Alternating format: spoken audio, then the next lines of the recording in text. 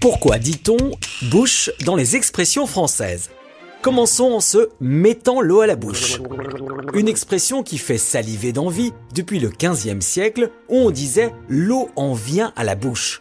L'eau, en l'occurrence ici, c'est la salive qui, comme par réflexe, monte en bouche avec l'excitation et l'envie de satisfaire vos papilles. En revanche, quelqu'un qui fait le difficile, qui a du mal à être satisfait, voire qui montre du dédain, on dit qu'il fait la fine bouche. Une expression très ancienne elle aussi, car au XVe siècle, on disait de celui qui ne voulait pas manger ou n'aimait pas les plaisirs de la table qu'il faisait la petite bouche en opposition à celui qui l'ouvre bien grand pour se régaler. Cette fine bouche dans son attitude peut d'ailleurs lui donner une bouche en cul de poule en argot. Cette bouche où les lèvres forment un rond en avant qui ressemble effectivement au cul d'une poule et qui au sens figuré accentue un air mielleux. On minaude avec la bouche en cul de poule pour obtenir des grâces. Depuis le XVIIe siècle, on utilise l'expression « à bouche que veux-tu » pour dire qu'on veut avoir de tout en grande quantité. En fonction du verbe utilisé avant l'expression, le sens pourrait être un peu différent. On dira par exemple d'un invité qu'il a été reçu à bouche que veux-tu pour signifier qu'on l'a régalé. Quand on est stupéfait, qu'on ne peut plus rien dire, on reste bouche bée, une expression qui vient de l'ancien français où le verbe béer signifiait justement rester bouche ouverte. Ça laisse le temps de tourner cette fois sa langue dans sa bouche avant de parler.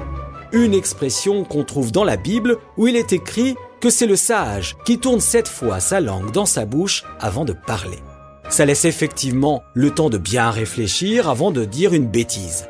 Le chiffre 7 ayant depuis toujours une aura magique comme les 7 jours de la semaine ou les 7 couleurs de l'arc-en-ciel. Lorsqu'on prive quelqu'un de ce qui lui est nécessaire, on dit qu'on lui ôte le pain de la bouche. Et ce depuis le 19e siècle, alors qu'auparavant, on disait qu'on ôtait le pain de la main.